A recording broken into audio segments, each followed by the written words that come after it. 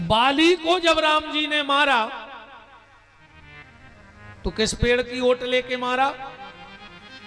नीम के वृक्ष की। नीम के वृक्ष के बगल में खड़े होके बाली को मारा तो बाली ने नीम के वृक्ष को श्राप दे दिया, जा तू किसी काम में नहीं आएगा। बताओ, नीम को कहूं फर्नीचर बना, कहूं कि चौखट लगी, और बोले तू इतना कड़वा हो जाएगा, इतना कड़वा हो जाएगा कि आदमी तुझे खाने के पहले 1000 बार सोचेगा। नीम का वृक्ष रोने लगा और भगवान के चरणों में गिर पड़ा। कहा, प्रभु मैंने तो आपकी मदद की पर मुझे श्राप मिल गया। पहले आदमी श्राप को बहुत डरा तो रे कि कोई श्राप ने दे देवे, कोई श्राप ने दे देवे, और अब गांव में वो सबसे खास कहावत है जे को शाम को शराब दे देवे। आदमी ढूंढत फिर रहा रे शराब, पहले शराब से बचत तो अब ढूंढत फिर रहा।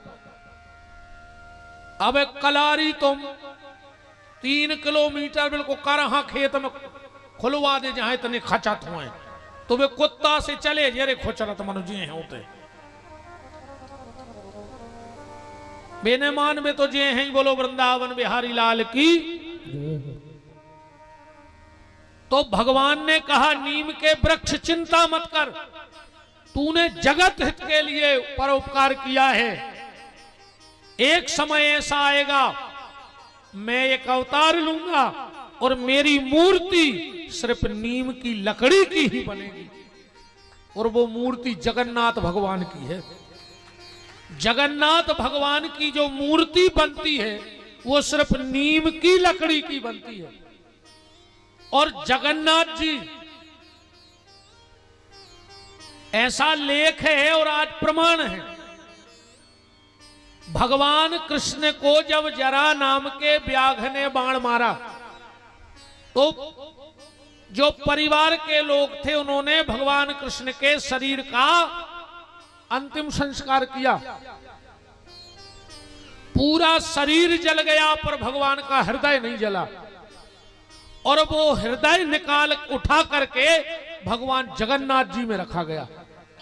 आज भी आप नेट पे सर्च करके देखना, हर 3 साल में भगवान जगन्नाथ जी की मूर्ति बदली जाती है। तो पूरी उड़ीसा की लाइट बंद रहे थे वो रात में।